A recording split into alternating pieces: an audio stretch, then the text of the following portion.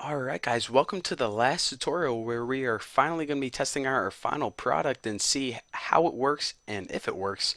So what I did while you were gone is I actually uploaded the analysis folder which has the analysis A script in it, uploaded to my server, and also just one little thing. In the last tutorial, I think it was average decrease percentage. I accidentally had that as an integer, so I went ahead and I changed that back to a float. So if you guys were copying me from my last tutorial, remember that that should be a float, not an integer. So now if we go ahead and click on Analysis A, we can see that it has 0 rows so far, which basically means that it didn't analyze any data. So in order to analyze the data, just go ahead and click on Analysis and click on your script, and whenever it does it, hopefully we don't get any error messages, and as long as nothing's popping up, that's a good sign so far. So what we need to do here is go ahead back to our table and refresh and see what we get. Oh yeah, looking pretty good. We have some information in there. So go ahead and click Analysis A. It says it has 5 rows. And yeah, it's looking pretty good. All of our tickers, it ran through them successfully and it has data. So what I would do right now is I would actually have to go through each of these tables since we know that this data is valid already. And I would actually need to, either through Microsoft Excel or maybe just with a graphing calculator or something, figure out if these numbers are correct. But right now, at first glance, they're looking pretty correct. Looking like we did a pretty good job here. So let me talk you through what each row means one last time. So each of these stands for one company: Netflix, Ford, Yahoo, Adobe, and GE. Now, the number of days is different because for Netflix, when did we analyze the data for? Let's see, it was December 19th, 2011 until today.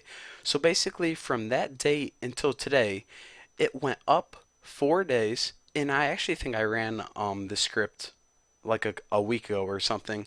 And by that I mean stock downloader. So that's why I may not have the full 2 weeks. It may be only 1 week or something. But anyways, days increase means how many days did it increase after it went down. Now, the percentage of days it increased is basically if you take the total number of days of data it has and you put 4 over that number. So basically, if we look at this, the GE is really easy to see.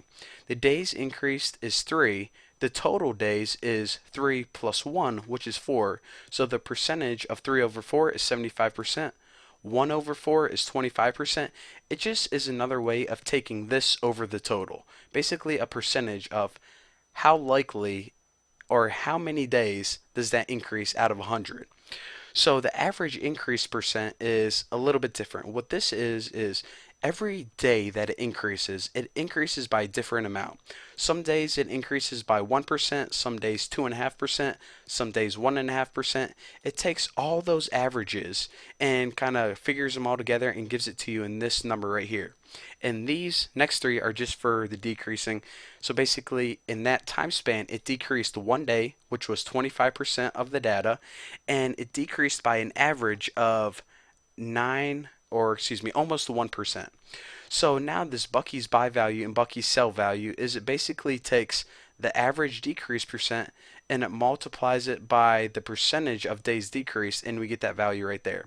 So if we see 25 times -1 or something close to -1 gives you this, and if we have 75 times 1.17, that's what we end up with. So it's pretty much like an indicator that factors in not only how many days, but also the strength of change.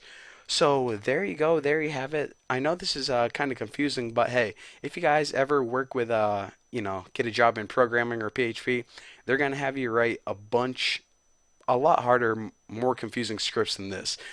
And also, it's going to have you, work with a whole lot more data than, just 5 rows. So this is what you guys get used to. And yeah, it's one of the bad things about being a programmer. But hey, it was fun. Thank you guys for sticking with me for my first project. Hopefully, you guys learned a little something. And again, don't forget, I am going to be taking all of this code and you guys can have it for free on my website. If you go to tnbforum.com, it's all there for you guys. You don't have to pay for it. Just go and grab it and play with it. So again, one last time, thank you guys so much for watching, and it's been fun. And guys, we'll see you. Well, I'll see you around.